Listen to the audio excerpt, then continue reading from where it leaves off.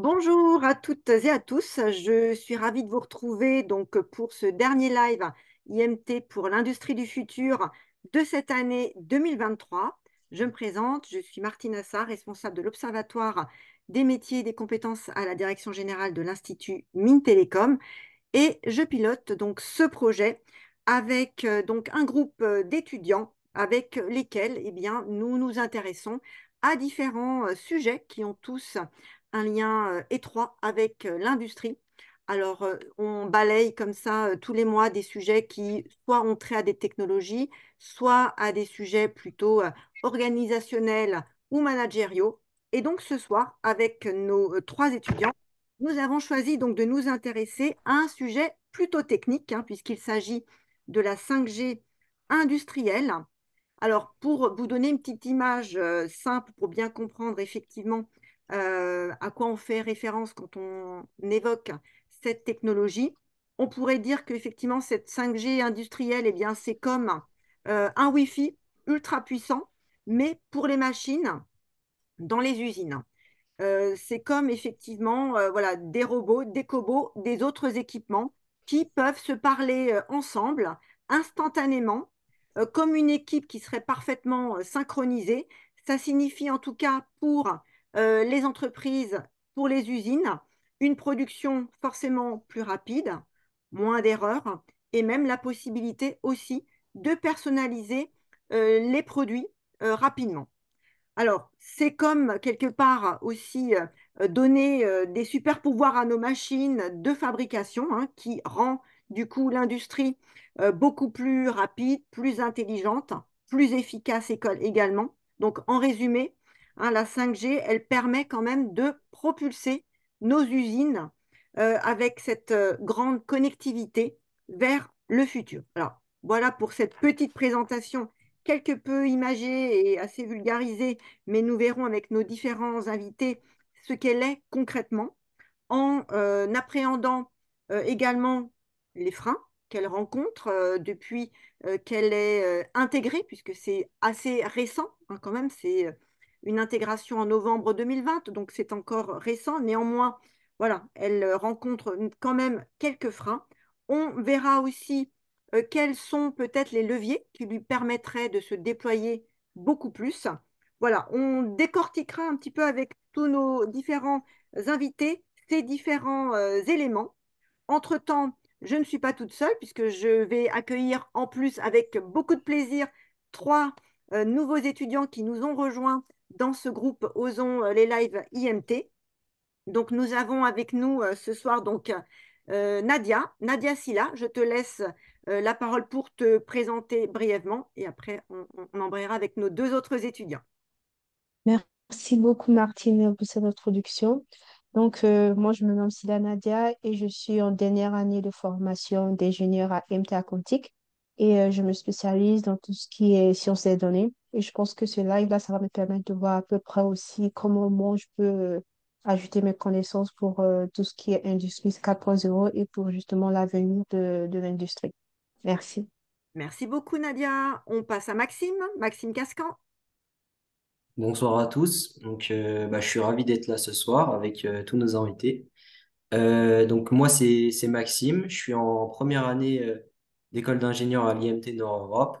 Pour l'instant, je ne suis pas spécialisé, mais c'est live. Du coup, c'est l'occasion pour moi d'en apprendre plus et peut-être de décider de ma future filière. Merci beaucoup Maxime. Et enfin, on passe à Samy, Samy Debiche. Merci. Bonjour à toutes et à tous. Je m'appelle Samy Debiche. Je suis également en première année à l'IMT Nord-Europe en formation initiale. Je ne suis pas encore spécialisé voilà, ça sera pour moi l'occasion également de découvrir différentes industries peut-être faire mon choix. Merci beaucoup Samy. Et du côté de nos invités, eh bien, nous avons donc Frédéric Grimaud, qui est responsable de la plateforme R&D Industrie du futur iTeam Factory, d'auprès de notre école des mines de Saint-Étienne.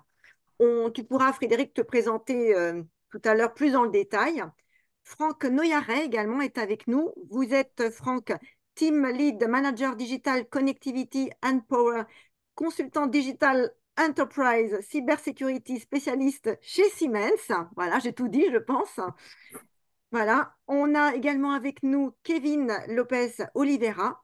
Vous êtes pilote national de compte opérationnel chez Eiffage Energy System. Et enfin, avec nous également, Jean-Mathieu Mondon. Vous êtes Industrie 4.0 5G Manager chez ASN, ASN étant Alcatel Submarine Networks. Alors, avant de démarrer donc nos échanges, je voulais aussi inviter ceux et celles qui nous suivent à distance de ne pas hésiter, hein, tout de suite, dès lors que nos invités commencent à prendre la parole, eh bien, à poser vos questions dans l'espace, hein, sur votre barre de tâches, en bas de votre écran. Vous avez un petit onglet questions-réponses.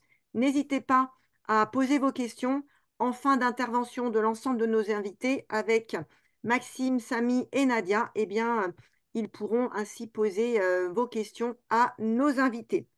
Donc, Maxime, eh bien, ça y est, je te passe la parole et Euh, voilà, et tu commences. Là, c'est parfait. Merci. Alors, donc je vais commencer. Monsieur Grimaud, encore merci d'être là ce soir. Première question, est-ce que vous pourriez vous présenter, s'il vous plaît? Bonjour, merci pour votre invitation. Alors, je vais me présenter, puis je pense qu'après, on redonnera la parole à mon collègue pour définir un petit peu ce qu'est plus la 5G avant de débattre. Donc, moi, je suis professeur à Mines Saint-Étienne, comme l'a dit Martine. Je suis responsable d'une plateforme de recherche et de développement autour de l'industrie des futurs. Donc un plateau technique, mais pas que, on pourra en discuter, qui intègre toutes les technologies et les usages que l'on retrouve dans les nouvelles organisations, les nouvelles technologies, les nouveaux types de management pour l'industrie. Et je suis également chargé de mission auprès du directeur de l'école des mines de Saint-Étienne pour toute la thématique industrie des futurs. Merci beaucoup. Comme du coup on l'a dit, on va essayer d'en apprendre plus avant de continuer nos échanges. Oui. Euh, Et du coup, on peut passer un petit peu la parole à Franck Noyaret. Franck, si vous avez juste quelques éléments de langage sur la 5G en préambule, un petit peu de l'intervention de Frédéric, pour qu'on y voit un petit peu plus clair dans cette appellation un petit peu large de ce qu'est la 5G. Oui, donc effectivement, la 5G, c'est un sujet dont tout le monde parle, mais qui a plusieurs cas d'application. Ce que tout le monde connaît, c'est les cas d'application grand public, qui permet d'avoir plus de débit et à la fois des connexions, on va dire, plus nombreuses.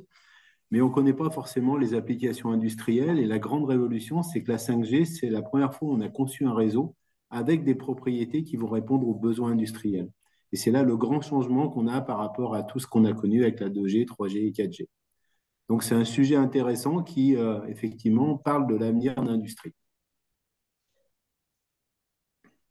Voilà, donc comme vous l'avez dit, c'est un sujet qui regorge de richesses.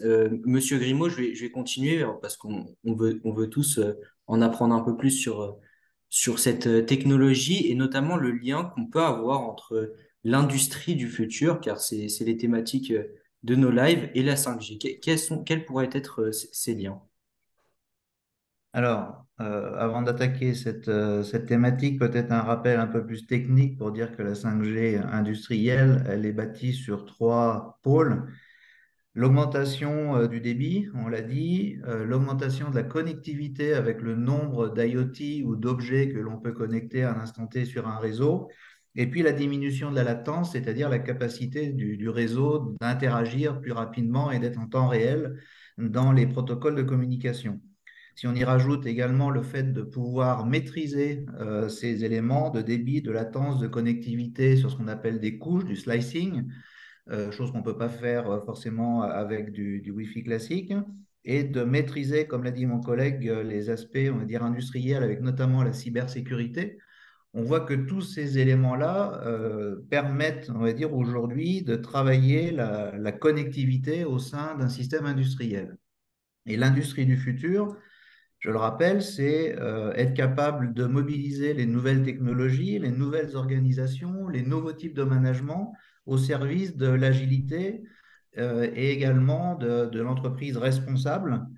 C'est ça qui définit, on va dire, l'entreprise de demain. Et donc, bien sûr, dès qu'on va avoir des protocoles nouveaux, de la connexion sécurisée rapide, on a un objet qui permet effectivement de mettre en œuvre pratiquement cette agilité. Et si en plus on a un protocole qui est relativement économe en consommation énergétique, eh ben, on va également avoir un pan intéressant en termes de responsabilité sociale et sociétale de ces entreprises.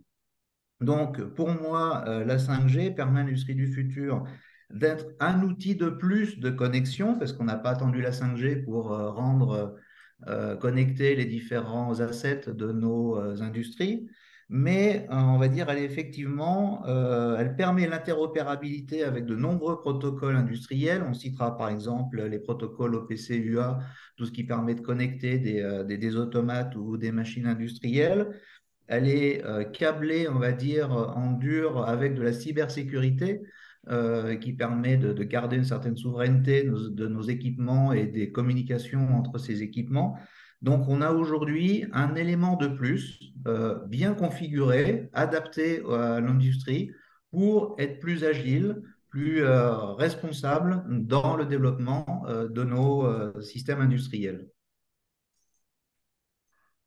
Merci pour votre réponse, c'était très clair. Donc, si on pouvait résumer en quelques mots, c'est quoi les plus grands axes d'amélioration de performance des entreprises grâce à cette 5G? Alors, si on fait un bilan aujourd'hui, on reviendra peut-être sur les cas d'usage par la suite. Ce que l'on voit, c'est qu'aujourd'hui, comme on l'a dit, c'est une technologie assez récente, avec des normes qui évoluent, avec des outils qui ne sont pas forcément aujourd'hui très nombreux. Quand je parle d'outils, c'est du matériel de connexion, des routeurs, des choses comme ça. Et on voit qu'aujourd'hui, pour mettre en place de la 5G industrielle, on est sur des preuves de concept. Il y en a une vingtaine, trentaine en France aujourd'hui, et c'est quand même réservé plutôt à des grands groupes, la SNCF, Airbus, voilà, BASF, ça c'est des exemples qu'on retrouve assez souvent.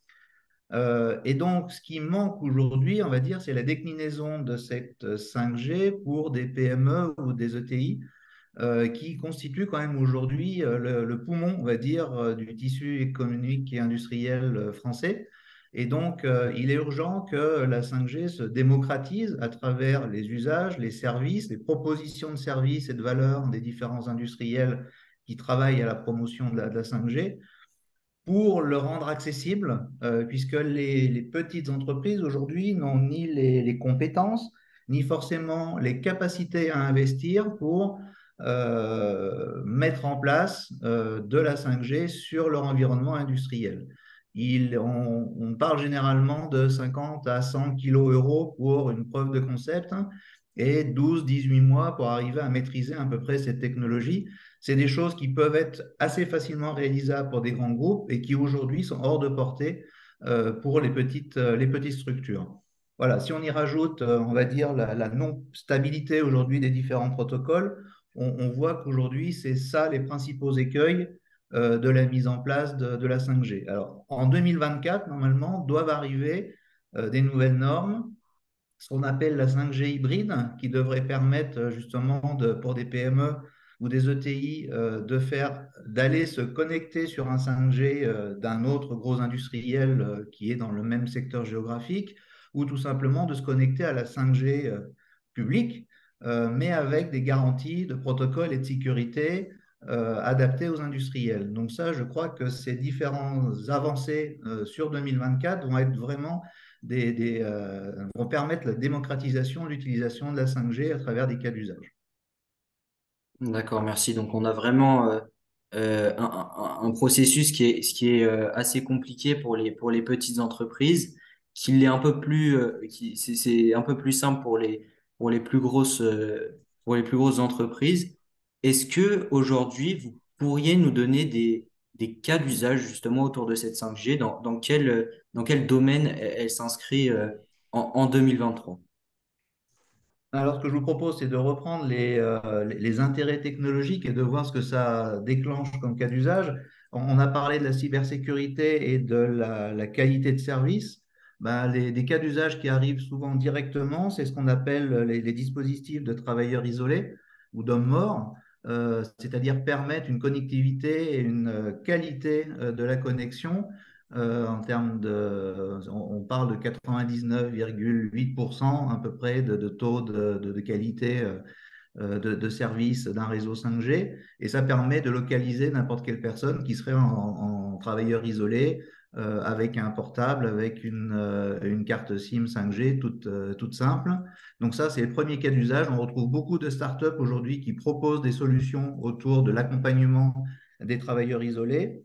On a également, on va dire, de la logistique, c'est-à-dire que du moment qu'on est capable, à travers ces couches, ces slicing, de garantir un certain débit ou une certaine connectivité, on voit que notamment pour tous les outils style AGV ou AMR, donc tout ce qui est les robots ou les cobots qui permettent de faire de la logistique, des AGV, eh bien ces outils-là qui communiquent aujourd'hui par le Wi-Fi sont des fois un peu perturbés parce que le Wi-Fi n'est pas excellent dans toute l'entreprise ou parce que le débit n'est pas garanti parce qu'il y a des gros passages à certains endroits. Et donc là aussi, la 5G est un élément qui permet de stabiliser un protocole de communication pour tous ces outils mobiles, comme peuvent être les AGV ou les AMR. Si on regarde la possibilité de couvrir un espace, on va dire, avec moins d'antennes et d'avoir des zones de couverture plus complètes, on va retrouver d'autres cas d'usage, notamment avec l'accessibilité de certains endroits qui aujourd'hui ne le sont pas, par exemple des cuves dans les process continus. On va pouvoir installer des capteurs à l'intérieur de cuves, ce qui aujourd'hui est assez compliqué à faire, et récupérer de l'information. On a également la possibilité de tracer, on va dire, des parcs très très importants, d'être capable quelqu'un qui aujourd'hui doit se déplacer dans des milliers de mètres carrés, si on veut être capable d'avoir une couverture complète et à permettre à cette personne d'avoir un portable ou une tablette et d'être capable de communiquer et d'avoir des informations en temps réel sur ce qui se trouve à l'intérieur du parc machine ou produit, eh bien, la 5G permet, avec assez peu d'antennes, de couvrir un nombre de mètres carrés ou de kilomètres carrés assez important. Et puis, si on prend des exemples comme la SNCF, ça permet également de se placer dans des zones qui sont très métalliques et d'avoir une qualité de service excellente, ce qui n'est pas le cas quand on est dans des environnements Wi-Fi ou même avec de la 4G. Voilà, et je terminerai également par l'intérêt en termes de quantité de données véhiculées, avec des exemples, par exemple, de qualité d'image pour faire du tracking de défauts qualité, par exemple, où on va être capable de remonter très rapidement des images en 4K, par exemple, pour avoir des détections de défauts sur les pièces ou sur les lignes en quasi temps réel. Également de remonter de la donnée temps réel à travers ce qu'on appelle aujourd'hui des jumeaux numériques, c'est-à-dire des doubles de nos systèmes physiques. Et là, on a besoin de connecter le système physique et le système numérique avec des protocoles qui vont remonter la donnée très rapidement et surtout être capable de redescendre de la donnée très rapidement.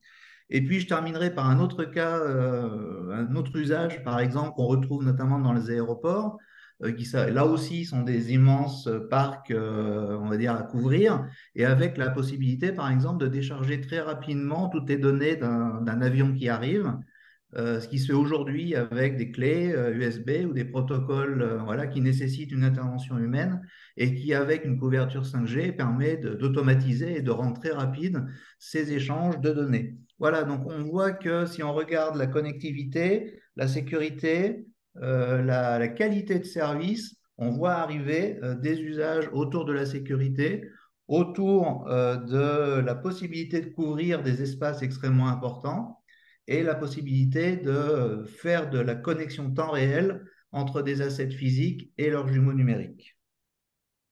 C'est parfait. Merci beaucoup. Je pense qu'on arrive tous très bien à cerner l'avantage et tous les domaines où on pourrait appliquer cette 5G. Donc, merci beaucoup pour vos réponses et je laisse la parole à notre prochain invité. Merci. Je vais prendre la parole et merci encore, monsieur Frédéric. Là, on va commencer. Là, je voudrais justement interroger quelqu'un qui travaille dans une entreprise qui propose des solutions 5G. Et bonjour, monsieur Franck. Est-ce que vous m'entendez? OK. Pas de souci, Est-ce je que vous vous entends. pouvez... Merci beaucoup. Déjà, je voudrais vous remercier pour votre présence pour notre live et pour pouvoir répondre à nos questions en tant qu'étudiant. Déjà, est-ce que vous pouvez vous présenter rapidement, nous présenter votre entreprise? OK. Donc, je suis Franck Neuillarret, je suis responsable d'activité chez Siemens Digital Industries. Notre entreprise est fabricante de matériel électronique avec une orientation pour le milieu industriel. Mon activité chez Siemens me donne la responsabilité de la diffusion en France de tous les produits d'infrastructures de communication, avec fil ou sans fil, de systèmes d'identification et d'alimentation intelligente. Donc à ce titre, c'est moi qui suis responsable, on va dire, de la promotion et de la distribution des produits 5G pour la France, qu'on commercialise depuis assez longtemps maintenant. Et aujourd'hui, la nouveauté, c'est de proposer effectivement des solutions au cœur 5G privé. Ok, d'accord, merci beaucoup. Et là, vous parlez de solutions que vous proposez pour la 5G. Est-ce que vous pouvez nous présenter quelques solutions justement que vous présentez, que vous proposez à vos clients? Et est-ce que vous pouvez aussi, dans la même occasion, nous présenter un peu vos clients? Est-ce que c'est plutôt des grandes entreprises? Est-ce qu'il y a quelques PME quand même à qui vous proposez ces solutions-là? Donc, comme M. Grimaud l'a dit, en fait, la 5G, ça regroupe beaucoup d'activités différentes. Notre focus à nous, c'est l'atelier industriel. C'est là où on est spécialisé, en fait, et notre cœur 5G propose des solutions qui vont être adaptées à la connexion entre les machines, mais vers aussi les opérateurs ou vers les systèmes d'autres cœurs, les Open RAN, en fait, ce qu'on appelle, qui va permettre de se connecter. Sachant qu'aujourd'hui, on a quand même des restrictions qui sont dues à la partie, on va dire, d'évolution de la 5G, parce que la 5G, c'est la cinquième génération, mais elle comprend en fait plusieurs types de releases qui limitent en fait les utilisations. Donc aujourd'hui, on est capable d'adresser aussi bien une PME qu'une grande entreprise, mais on va se restreindre en fait au cas de l'atelier. Notre objectif, c'est pas de vendre des cœurs 5G pour couvrir un aéroport, par exemple. Mais ça sera plutôt d'amener la solution sans fil dans l'atelier. Ok, d'accord. Donc, vous êtes plus orienté proposition de solutions dans les ateliers. Mais est-ce que là, par exemple, vous, dans votre position, est-ce que vous pouvez voir en quoi justement ces solutions que vous proposez permettent en fait une meilleure performance de ces ateliers dans les entreprises? Est-ce que vous avez une vue sur ce que vous Bien permettez à sûr, ces ateliers de faire? bien sûr. Aujourd'hui, en fait, la principale, on va dire le principal intérêt, c'est la flexibilité. Ça va en fait diminuer les restrictions qu'on peut avoir quand on doit passer dans le monde du sans fil, où effectivement on avait un petit gap à passer. Donc en fait, je dirais quand même que dans le monde du sans fil, on va quand même garder deux types d'applications, hein, des applications qui vont être très basiques pour faire du point à point. Et là, la 5G ne sera pas forcément la solution idéale parce qu'il y a un coût, hein. Comme l'a dit M. Grimaud, on n'est pas dans la même tranche de prix. Mais dès qu'on va vouloir ce qu'on appelle du multiservice, c'est-à-dire la capacité de pouvoir générer plusieurs applications à travers des solutions sans fil, la 5G sera parfaitement adaptée. Et de ce côté-là, aujourd'hui, on a déjà monté des Fab Labs ou des Test Labs à travers des solutions d'AGV ou d'AMR. On participe aussi à l'écriture des livres blancs dans le cadre du GIMELEC sur ce type d'application. Ok, merci beaucoup. Et là, j'ai une dernière question à vous poser, mais qui est plus une question qui est un peu détachée dans le cadre de votre entreprise. Est-ce que vous avez une idée de où là actuellement la France se situe dans tout ce qui est intégration de la technologie 5.0? Bah, aujourd'hui, en France, on retrouve principalement des test labs ou des fab labs. Euh, Pourquoi? Parce on est confronté à comme je disais tout à l'heure, un phénomène de version. C'est-à-dire qu'aujourd'hui, en France, enfin en France et dans le monde, hein, on est sur de la release 15. Donc c'était la première version de la 5G. qui effectivement, comme je l'ai dit, s'est ouvert au monde de l'industrie, mais qui n'a pas les performances de temps de réponse qui vont permettre de couvrir toutes les applications industrielles. Et on ne va pas pouvoir passer la barre des 10 millisecondes de temps de réponse, et ça va être un frein pour les applications. L'année prochaine arrive la release 16, qui va permettre de réduire ces temps et de s'ouvrir encore plus sur des applications du monde, alors ce qu'on appelle en général du factory automation, donc là où on cherche plutôt de la performance, à contrario aux applications de type process où ce n'est pas une priorité. Donc ça va être effectivement une vraie révolution. Mais comme toute évolution qu'on a connue à travers nos téléphones portables, et ben, quand on va passer de la 15 à la 16, il faudra changer le matériel.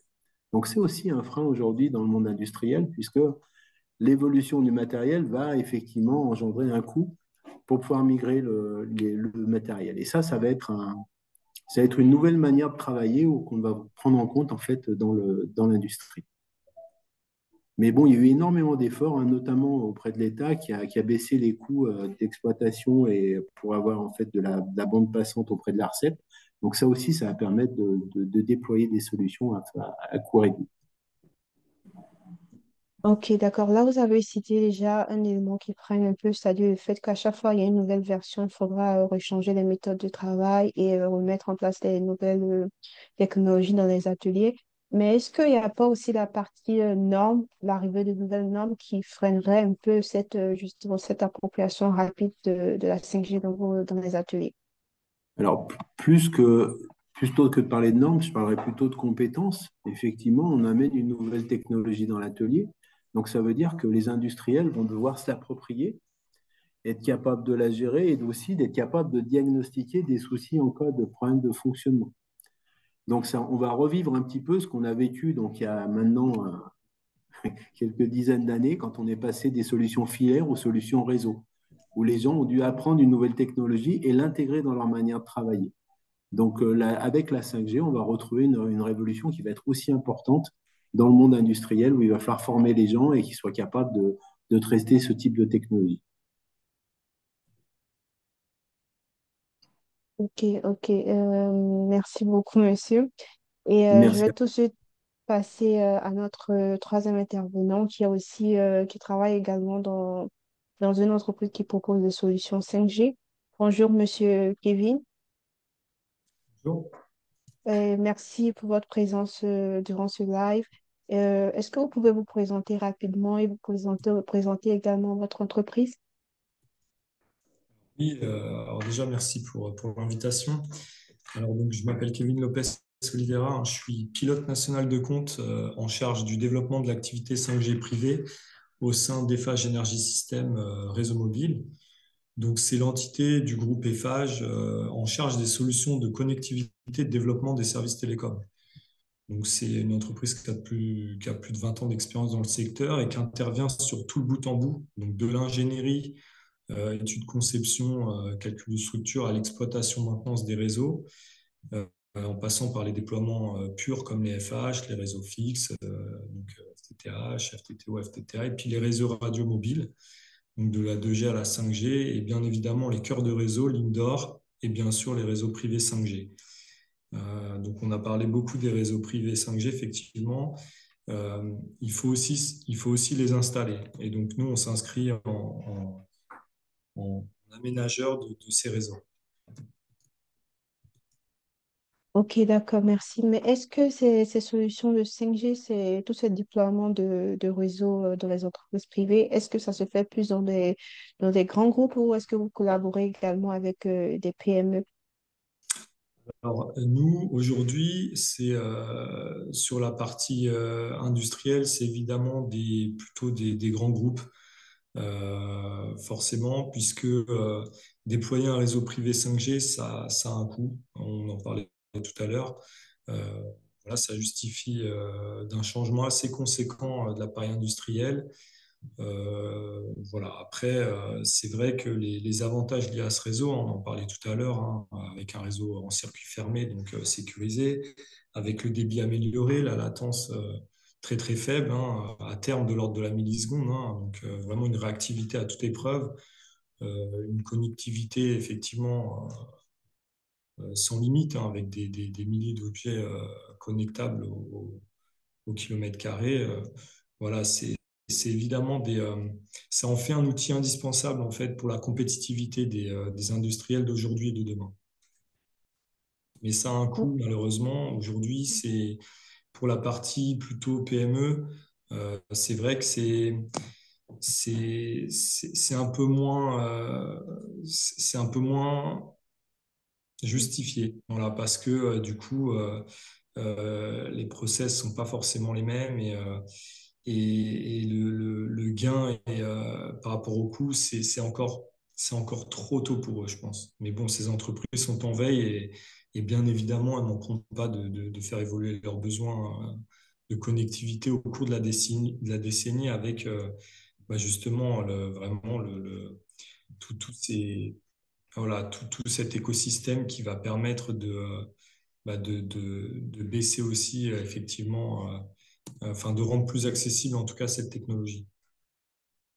Ok, vous avez déjà parlé du coût vis-à-vis du déploiement de ces solutions-là qui n'est pas forcément accessible pour les PME. Mais est-ce que selon vous, il y a peut-être d'autres raisons qui justifient justement que la 5G industrielle ne soit pas forcément établie, rencontrée au niveau de tout le public en France? Parce que c'est, par exemple, en Allemagne ou en Italie ou même en Chine, on peut voir que ces solutions sont déployées justement dans toutes les industries, dans toutes les industries, pardon. Donc, quelle raison, selon vous, peut justifier le fait que ce n'est pas le cas en France? Alors tout à l'heure, à juste titre, on parlait des releases hein, qui justement viennent s'ajouter au fur et à mesure des années. Donc effectivement, il y a cet aspect-là. Mais il y a aussi, je pense, hein, une des raisons qui peut expliquer cela, c'est que la France est l'un des derniers pays européens du genre à avoir mis aux enchères ces bandes de fréquences 5G. Hein. Donc c'était en 2020. Donc c'est à peine il y a 3 ans. Les prix qui étaient assez élevés, hein, donc des solutions et des... attendez, excusez-moi. Ah.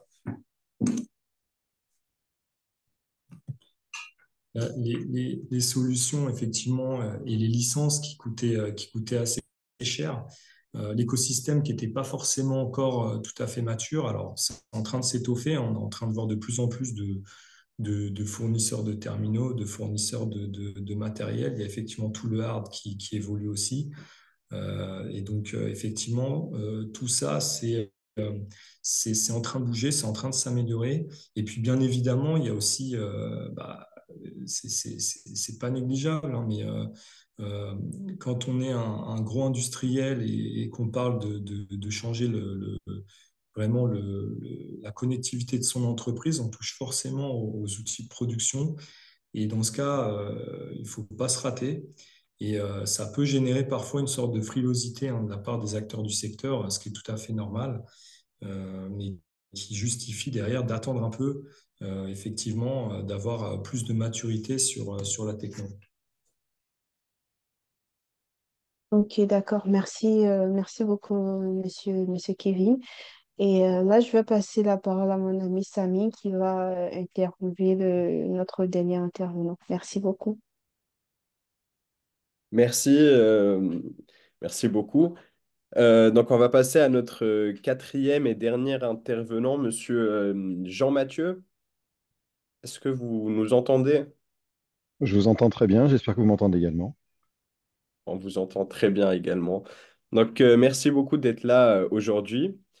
Pour commencer, je vais vous demander de vous présenter et de nous présenter votre entreprise.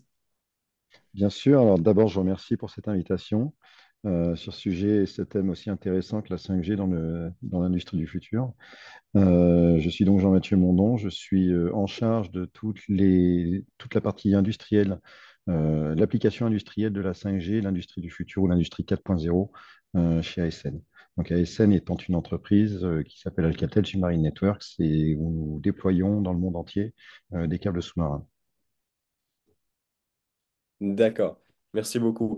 Et est-ce que vous pouvez nous faire un retour d'expérience sur l'utilisation du coup de cette nouvelle technologie qui est la 5G sur vos sites de production et nous dire quels sont concrètement les avantages que l'entreprise tire de l'utilisation de cette technologie. Par exemple, un gain de performance peut-être ou une meilleure connectivité. Alors, je vais reprendre ce que disait Monsieur Novaré, je crois, Franck Novaré, et ce que disait Monsieur Grimaud également. En fait, euh, aujourd'hui, la 5G nous permet plusieurs choses. Elle nous permet d'abord d'avoir un réseau qui est complètement sécurisé, avec des degrés de sécurisation que nous n'avons pas avec d'autres technologies. Elle doit être comparée forcément à différentes autres solutions qui sont soit faire un réseau câblé, soit faire un réseau de type Wi-Fi. Euh, donc, on a un gain en sécurité, on a un gain en flexibilité, on a un gain en mobilité. Elle permet des implémentations beaucoup plus faciles et beaucoup plus rapides de certains éléments dans le réseau. Typiquement chez nous, essentiellement, un des exemples les plus parlants, c'est le déploiement de notre gestion technique centralisée. Donc, des capteurs qui nous permettent de remonter un ensemble d'informations sur l'environnement, l'hygrométrie, la température, le contrôle des climatisations, etc. Et cela est facilité par le simple fait d'avoir une couverture 5G sur tout notre campus industriel. Donc forcément, ça permet d'éviter toute l'infrastructure, de retirer du câble dans une usine et tout l'aspect sécuritaire auquel on ne pense pas. C'est-à-dire que tirer du câble, c'est aussi quelque chose qu'il faut faire attention quand on le fait, puisqu'on a des travailleurs qui se déplacent et qui pourraient être gênés par des câbles qui sont tirés à droite à gauche. Voilà. Donc essentiellement, c'est l'usage aujourd'hui le plus parlant et son grand rôle, en tout cas de la 5G, c'est de nous permettre de faire cette implémentation le plus facilement possible et d'une manière tout à fait sécure. Au-delà de ça, j'ajouterais quand même un élément très important, c'est que la 5G n'est intéressante que quand elle s'inscrit dans une digitalisation complète. Donc, il faut forcément avoir tout un écosystème digital derrière. Et donc, en l'occurrence, l'implémentation d'un écosystème complet digital. La digitalisation de toutes les informations et ce flux digital d'informations. D'accord. Et donc, vous nous avez cité pas mal d'avantages sur cette nouvelle technologie, mais pourquoi, selon vous, la 5G n'est pas davantage déployée en France dans les entreprises? Alors, il y a beaucoup de frilosité par rapport aux nouvelles technologies, d'une part. D'autre part, il y a effectivement, ça a été évoqué, la maturité du produit 5G, j'entends, hein, et l'ensemble des releases qui sont aujourd'hui disponibles, qui viennent petit à petit et qui vont alimenter. Dans la release 15 dans laquelle nous sommes, effectivement, il y a des limitations en termes de débit, il y a des limitations en termes de latence, mais ce n'est pas tout. Il va y avoir d'autres choses qui vont arriver. On pourra parler peut-être aussi un jour de 5G low consumption, low énergie, qui aujourd'hui n'existe pas, et ainsi que typiquement, alors dans les cas d'usage qui pourraient être intéressants, tout ce qui est amélioration de géolocalisation au travers de la 5G directement. Sont des choses qui arrivent aussi dans les releases qui arrivent et que nous regardons typiquement d'un œil intéressé. Donc, je pense que c'est essentiellement ça, frilosité, maturité du produit lui-même radio, mais surtout ignorance, peur du coût. Le coût, c'est pas quelque chose qui nous a demandé un coût énorme hein, en termes de déploiement, en tout cas sur les campus industriels d'ASN. Peut-être aussi parce que il faut, comme vous l'avez dit, il faut une digitalisation derrière pour que cette technologie pour que le déploiement du coup de cette technologie soit efficace. Peut-être que ça fait Il faut une peur. cohérence. Il faut une cohérence digitale, c'est sûr. Ça Mm. s'inscrit dans un flux digital d'informations, dans un flux unique digital. Il faut cette cohérence-là, c'est évident. Ça peut générer des surcoûts du coup pour certaines entreprises peut-être. qui à la fois sont des surcoûts à court terme et qui très rapidement peuvent être amortis sur un retour sur investissement intéressant avec justement un contrôle plus serré et plus fin de ce que nous faisons. Évidemment, ça prend un peu de temps. C'est pas un investissement qui donne un retour dans les 6 mois. C'est un investissement qui a donné un retour un peu plus long. Mais euh, voilà. D'accord. Et dans l'intégration de la 5G dans vos usines, avez-vous relevé des évolutions dans les métiers et les compétences? Alors, il est un peu trop tôt pour le dire, mais nous y arrivons petit à petit. Nous sommes en train d'intégrer petit à petit des nouvelles façons de travailler, de nouveaux processus qui sont purement sur la digitalisation et purement sur l'usage dans l'usine de tablettes 5G. Donc ça, c'est quelque chose qui est aujourd'hui en pilote le retour est extrêmement positif. Il y a eu quelques formations ces dernières semaines et des échanges avec les opérateurs industriels et le retour est extrêmement positif dans le sens où effectivement tout ce qui était remontée d'informations, tout ce qui était papier était éliminé. La remontée d'informations au travers des chefs d'équipe, on avait une automatisation qui est possible et qui facilite le travail de tout le monde. L'opérateur lui-même en est content, le chef en est content, le chef d'équipe, c'est beaucoup plus fluide, beaucoup plus linéaire. On a l'information directement à la source, sans passer par des intermédiaires. D'accord. Merci beaucoup pour votre intervention. On va donc passer à la phase questions-réponses. On va prendre les questions des internautes. Euh, Alors, juste, je me permets, mais moi j'avais juste une petite question qui m'est venue au cours de ces échanges. On a parlé du coût et justement et du renouveau de matériel dans certains cas autour de la 5G.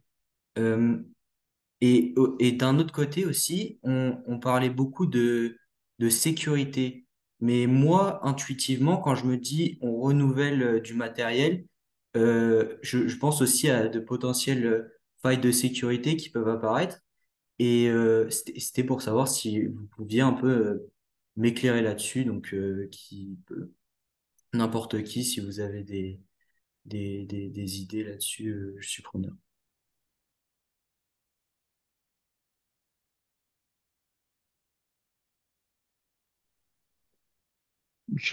Personnellement, je ne vois pas de faille de sécurité sur le remplacement ou l'évolution euh, des, des équipements.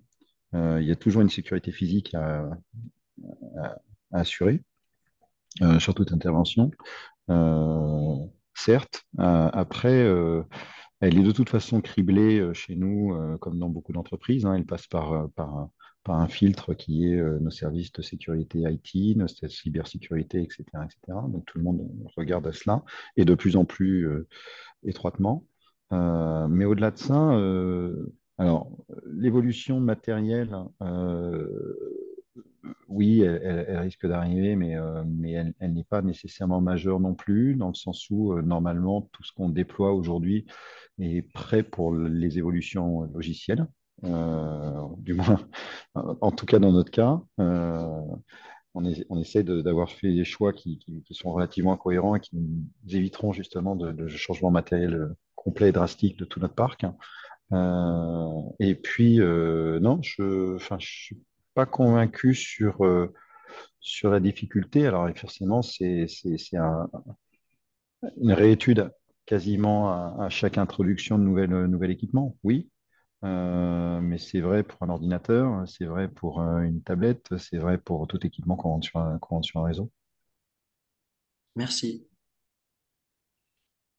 Et si je peux juste rajouter, en fait, le principe de ce type de matériel, c'est qu'on est aussi lié aux failles de sécurité qu'on peut trouver, et donc il y aura des mises à jour firmware à faire sur le matériel en général dans sa durée de vie pour maintenir son niveau de sécurité. Mais ça, c'est valable pour tout matériel électronique ou software qu'on peut avoir sur le marché. Ok, merci. Alors, on va passer aux questions. Est-ce que Maxime, Samy ou Nadia, vous voulez les poser directement? Oui, je peux poser la première question. Et en fait, la personne demande comment la 5G industrielle peut-elle améliorer la productivité des processus de fabrication? Est-ce que, je pense que j'en avais parlé avec Monsieur Franck, justement, au niveau des ateliers. Et si vous voulez répondre à cette question aussi, un autre intervenant voudrait répondre à la question.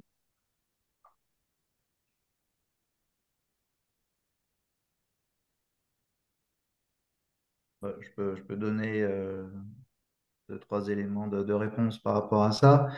Quand on parle productivité, enfin, c'est un petit peu plus large, on va reprendre la notion de TRS, un taux de rendement synthétique d'une entreprise, où on va croiser la disponibilité, la productivité et la qualité. Bon, on voit que sur ces trois points, en fait, la 5G va nous permettre d'être beaucoup plus réactifs, de remonter des pannes, des dysfonctionnements à travers un ensemble de capteurs beaucoup plus rapidement, donc de permettre une meilleure disponibilité des équipements. En termes de productivité, de détecter des dysfonctionnements au niveau des différents appareils également avec du monitoring et de la remontée de données assez directe. Et puis on l'a évoqué à travers la qualité, du contrôle qualité avec de la possibilité d'avoir des caméras de très bonne qualité et d'avoir également, on n'en a pas parlé tout à l'heure, mais de remonter de la donnée dans ce qu'on appelle du edge computing, être capable de faire du traitement de cette donnée de manière assez importante sur place sur les équipements et de pouvoir détecter au plus tôt des dysfonctionnements en termes de qualité. Donc on voit que la 5G va permettre, à travers la connectivité, la remontée de données temps réel et la capacité de faire des traitements assez rapides, d'augmenter cette disponibilité, cette productivité, cette qualité. Donc, d'un point de vue opérationnel, il y a beaucoup d'intérêt à mettre en place dans l'atelier cette connectivité. Merci Frédéric. Alors, on avait une autre question également qui était de quelle manière la 5G stimule-t-elle l'innovation dans le développement de produits? Donc, on avait parlé de la personnalisation, mais peut-être qu'il y a d'autres axes peut-être qui permettent l'innovation dans le développement de produits grâce à la 5G. Hum, Alors, Jean-Mathieu, justement, vous qui, dans votre entreprise, avez intégré la 5G sur deux de vos sites, hein, je crois. oui. Deux sites, oui, sur Londres, Greenwich et sur Calais en France. Est-ce que Euh, voilà, ça, c'est quelque chose que vous avez relevé dans... Alors, l'innovation sur le développement des produits, je ne sais pas si ça a apporté l'innovation sur le développement des produits. Ça a apporté des opportunités de le faire ou des possibilités de le faire, des possibilités qu'on n'avait pas nécessairement avant. Mais encore une fois, j'insiste sur ce point, on ne peut pas la décorréler de, de son, du schéma dans lequel il y a une digitalisation complète. Donc, si on sort d'un contexte dans lequel on n'a pas un PLM, un MES et un ERP, euh, ça va être compliqué. Elle peut pas, la 5G est un véhicule d'information. Euh, donc après, oui, elle va stimuler l'innovation dans le sens où elle permet de remonter des informations qu'on n'avait pas avant. Elle permet de le faire d'une manière plus flexible, encore une fois, à des endroits où on ne pouvait pas le faire. Elle ouvre aussi des possibilités avec typiquement, il y a des cas d'usage chez nous qui émergent euh, par la possibilité d'avoir la 5G. Il y a une certaine fascination aussi du nouveau qui fait que les gens ont envie de regarder de la nouveauté et que les gens sont plus stimulés par quelque chose qui est un peu nouveau aussi. Il y a aussi cet aspect humain qui est vrai. Maintenant, dans le développement du produit lui-même, comme je viens de le dire, euh, ça nous permet probablement de produire mieux, de manière plus contrôlée, et pour chez nous, typiquement, et c'était un des buts aussi, dans toute cette digitalisation, ce frame de digitalisation, c'est aussi d'améliorer notre performance, notre capacité de production, etc. Donc forcément, il y a du développement dans ce sens-là. Il y a d'autres choses Et, à ouais. rajouter, oui, Frédéric. Ouais, on peut, enfin, j'ai quelques exemples, moi, de l'utilisation de cette connexion qui intéresse beaucoup les industriels par rapport à la servicisation de leurs outils et des nouveaux business models, puisque le fait de pouvoir fournir un produit avec une capacité de connexion et intégrer directement la captation de tout un tas d'informations sur leur, notamment pour les fabricants de machines, va permettre de faire de la facturation à l'usage, par exemple, de manière totalement sécurisée, va également permettre de faire de la maintenance de premier ou deuxième niveau avec justement la capacité de faire des maintenances à distance avec de la réalité augmentée ou de la réalité virtuelle.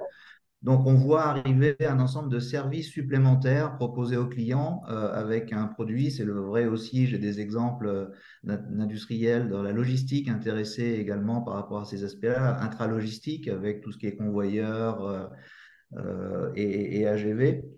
Donc, on voit que cette capacité, on va dire, d'avoir quelque chose de sécurisé, avec des slices qui vont permettre justement d'avoir une qualité de service sur l'ensemble du système. Alors, ce n'est pas forcément le cas aujourd'hui, on ne l'a pas de A à Z sur la totalité de la chaîne, mais on va y venir. Ça ouvre des perspectives par rapport à des nouveaux services sur notamment les produits machines-outils, assets industriels. J'ai envie de rajouter à cela, parce qu'effectivement, vous ouvrez une dimension que j'avais pas, à laquelle je n'avais pas pensé. C'est peut-être une déformation de ce que nous produisons nous chez ASN, mais quand on dit développement de nouveaux produits, je pense aux produits matériels, ce qui est vrai. Et dans la dimension service, c'est tout à fait vrai. Et nous sommes soumis de plus en plus à une transparence de notre production vis-à-vis de nos clients. Et justement, de pouvoir connecter toutes nos machines et les intégrer à cet écosystème nous permet d'avoir plus de transparence sur ce que nous faisons en temps et en heure. Et dans le modèle économique, nous sommes effectivement dans un modèle un peu particulier puisque nous avons une facturation au fil, au fil du produit, pas nécessairement à la livraison et à la vente. Et donc forcément, de par ce fait, de plus en plus, nos clients nous demandent de la transparence. Et elle est permise par la remontée d'informations. Et vu qu'elle est facilitée, comme je viens de le dire, forcément, ça nous facilite ça. Alors du coup, comme Jean-Mathieu, vous avez parlé de la remontée d'informations, ça pose aussi justement la question de la sécurité. Et donc, on a une question J'ai qui vu. dit qu'effectivement, quelqu'un, voilà, je crois que c'était Kevin d'ailleurs, avait évoqué un impact positif de la 5G là, sur la sécurité des données. Comment cette sécurité est garantie dans un environnement 5G? Alors, déjà, les garanties, si on la compare typiquement au Wi-Fi, on est sur des messages qui sont cryptés et entendus de bout en bout. Ça veut dire quoi? C'est-à-dire que chaque paquet qui n'est pas arrivé est relancé. Donc, on n'a pas de perte de données. On peut avoir une petite perte en termes de vitesse, mais on n'aura pas de perte de données, ce qui parfois est très important. Ce qui n'est pas toujours vrai typiquement avec d'autres technologies. D'une. De deux, on a une sécurité qui est assurée par le fait qu'on est dans un réseau cellulaire qui lui-même, donc il y a une carte SIM qui elle-même est provisionnée dans un core network d'un côté, qui est existante sur un réseau. Il y a une cohérence entre les deux qui fait que les deux peuvent communiquer ensemble et qui sont déclarés l'un à l'autre. Donc, nécessairement, il y a une sécurité supplémentaire par rapport à ça. Donc, pour moi, c'est deux aspects de la sécurité de la donnée. C'est un, l'aspect sécurité réseau, et la seconde, la sécurité que ma donnée que j'envoie, elle est bien reçue de l'autre côté et que je n'aurai pas de perte de données à un moment ou à un autre. Voilà. Merci Jean-Mathieu. Est-ce que Kevin ou Franck ou Frédéric voulaient rajouter quelque chose sur ce point de questionnement au niveau de la sécurité? Bon, on voit arriver aussi des nouveaux protocoles de Ouais. chiffrement avec la 5G qui existait avant sur de la 3G ou de la 4G, mais tout ça a été renforcé et on est sur des approches beaucoup plus sécures grâce à ces nouveaux protocoles, enfin notamment le protocole AK, enfin bon, pour les techniciens un peu, qui permet un chiffrement et une sécurisation accrue. Merci Frédéric. Et on peut passer à la dernière question. Alors, un peu plus technique hein, quand même. Alors actuellement, l'attribution en France de fréquences 5G se fait en 2,6 GHz TTD. Pour les entreprises, pensez-vous qu'une ouverture de la bande millimétrique avec un spectre bien plus important serait utile pour le monde industriel? Voilà, j'aurais juste à faire une petite correction. En fait, il y a la 2.6, mais il y a surtout la 3.8 qui a été ouverte pour les industries en France. C'est ce dont on a parlé tout à l'heure, hein, qui a engendré un petit retard, en fait, puisque les autres pays européens avaient déjà alloué les bandes qui ne sont pas les mêmes que la France. Donc, ça retarde aussi le déploiement du matériel par rapport à ça. Après, la bande millimétrique, il y a eu des essais de fait. C'est la promesse d'autres technologies et de l'approche de très haut débit qu'on n'a pas forcément. Mais la vraie question, c'est est-ce qu'on a ce besoin pour une application industrielle? Il y a d'un côté la technologie et après, il y a les besoins. Aujourd'hui, on parle d'augmenter de la bande passante de manière drastique pour faire des choses de plus en plus évoluées, mais le besoin de l'industrie, c'est surtout les temps de réponse.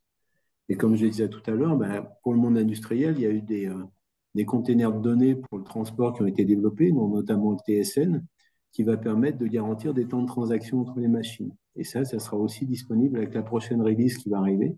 Alors, pas en version complète, mais déjà pour pouvoir intégrer ce type de gestion de transport.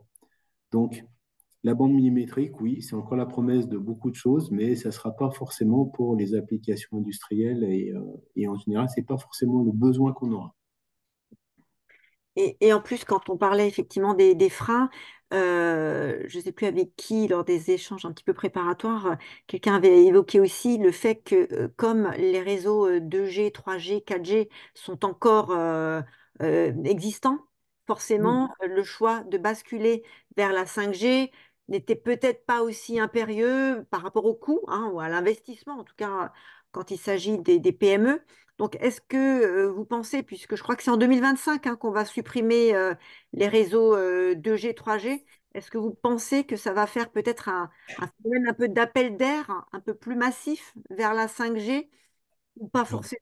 2G, ça a été annoncé plutôt fin 2025 par Orange et 26 par SFR et Bouygues. Ah oui, Et 3G, on est plutôt sur 2028. ah Euh, oui.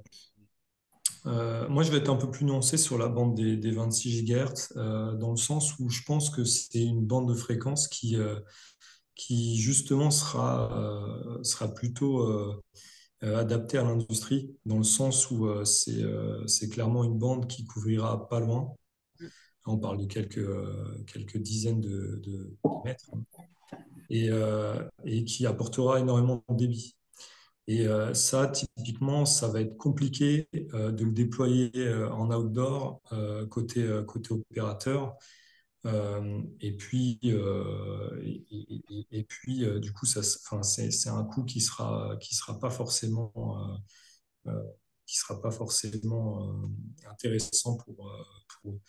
Euh, alors que dans le milieu industriel, ça fait sens puisqu'on est sur des environnements qui font qui ont une taille plus réduite par rapport à un réseau opérateur. Et donc, du coup, voilà, en fonction des besoins, et les besoins, en tout cas en débit, ne font qu'augmenter au cours du temps, je pense que ça fait plus sens. Merci Kevin. Alors moi j'avais juste une dernière question parce que là on parle effectivement du déploiement quelque peu entravé en France de la 5G. En même temps on a tous connaissance qu'en Chine on est déjà quelque part passé à la 6G. Alors par exemple, à vous, Jean-Mathieu, je vous interpelle, vous qui êtes utilisateur de la 5G, euh, comment vous voyez effectivement voilà, ce, ce- ce nouveau, on va dire, ce cap de la 6G et qu'est-ce qu'elle permet en plus, en tout cas vous qui intégrez déjà cette technologie, qu'est-ce qu'elle vous permettrait de pouvoir faire en plus que ce que vous faites déjà avec la 5G? On va déjà essayer d'implémenter tous les cas d'usage en 5G chez nous pour que je puisse vous répondre totalement. Cela étant dit, d'abord, on a quelques années devant nous, je pense, même si elle est intégrée dans certaines entreprises en 6G en Chine. Je pense qu'on a encore quelques années devant nous de 5G et d'évolution de 5G.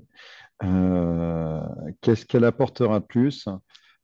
Aujourd'hui, c'est assez compliqué d'y répondre dans la mesure où je pense que la 5G va répondre assez pragmatiquement à tous les cas que nous avons aujourd'hui. Alors après, euh, j'ai envie de faire l'image de ce que nous avons connu en termes de téléphone et avant la 3G, et avant la 4G, enfin, etc., etc., et les besoins en termes même au niveau personnel, grandissent en fonction de ce qu'on nous propose, évidemment.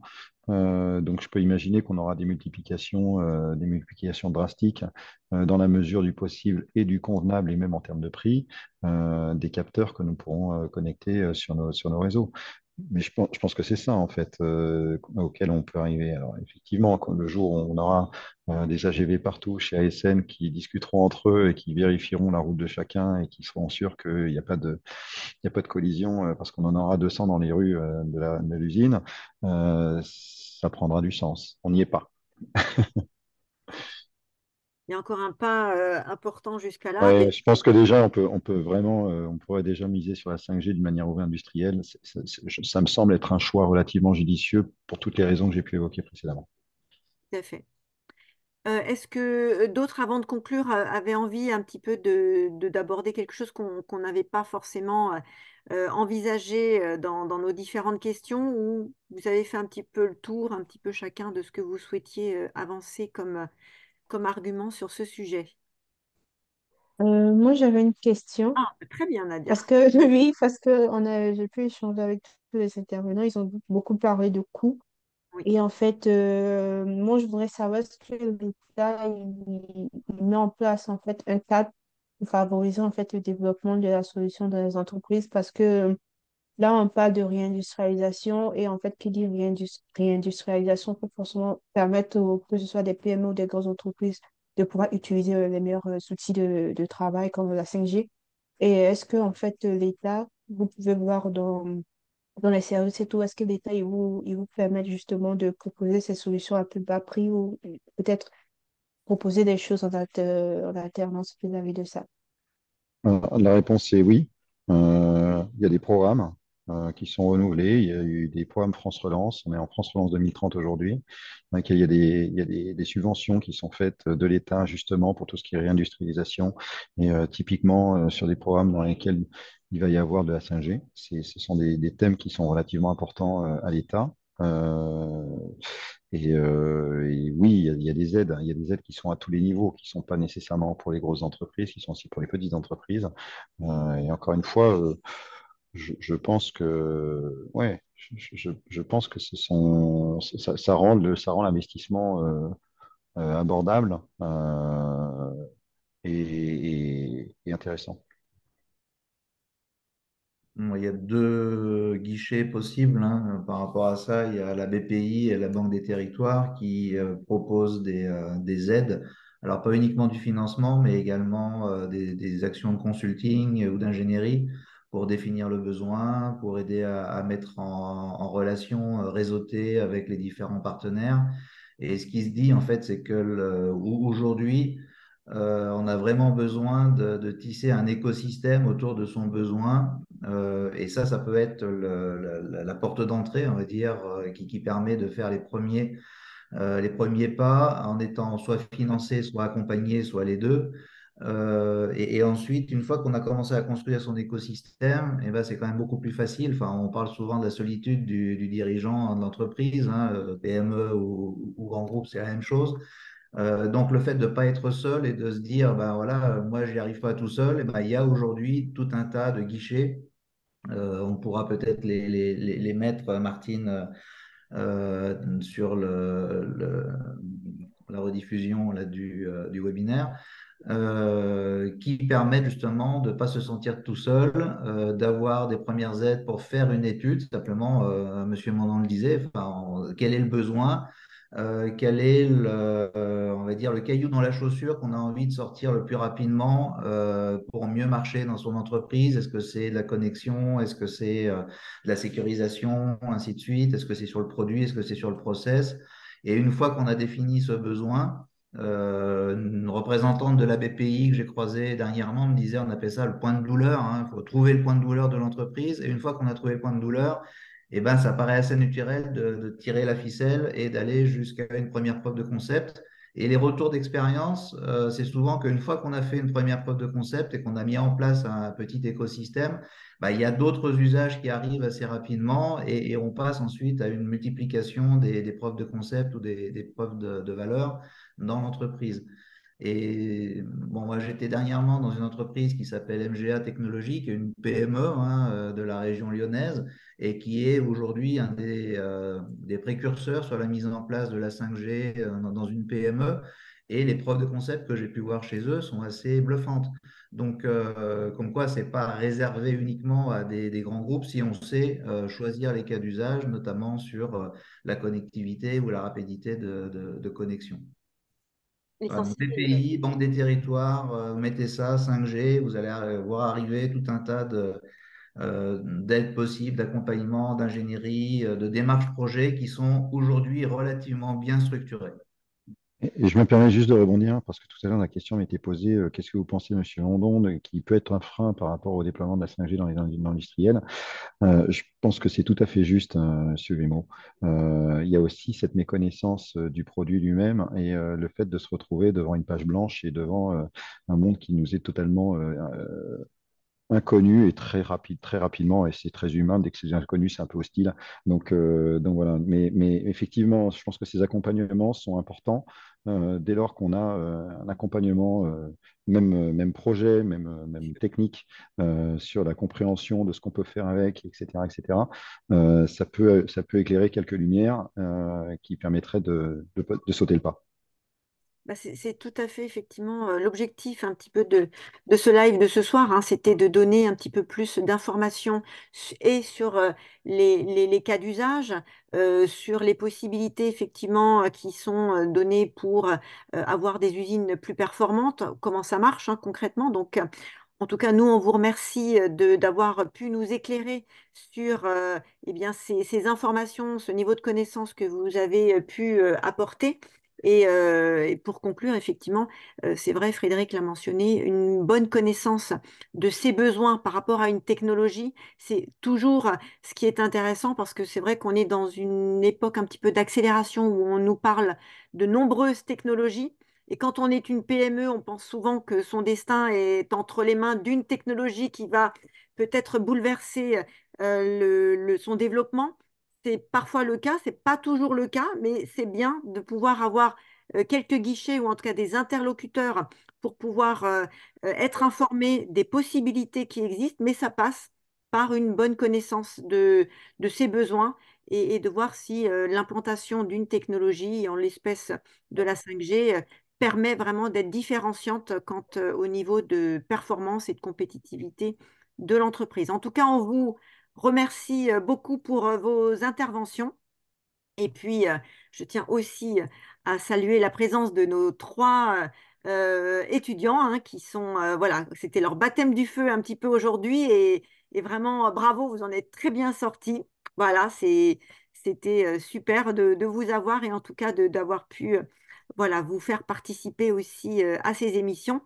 Au plaisir de vous retrouver. Et puis, eh bien, on se donne tous rendez-vous le 25 janvier prochain, puisque ce sera le prochain et le premier live de l'année 2024. En attendant, eh bien, on vous remercie et on vous souhaite surtout de passer d'excellentes fêtes de fin d'année et au plaisir donc de se retrouver tous ensemble prochainement. Merci beaucoup, en tout cas, Frédéric, Franck, Jean-Mathieu et Kevin pour Merci votre à vous. participation. Merci. Merci à vous. Merci à vous. Bonne Merci, soirée. bravo à nos interlocuteurs. Merci encore. Bonne fête Merci. de Au fin d'année. revoir. Au revoir. Au Merci. revoir. Merci. Au revoir.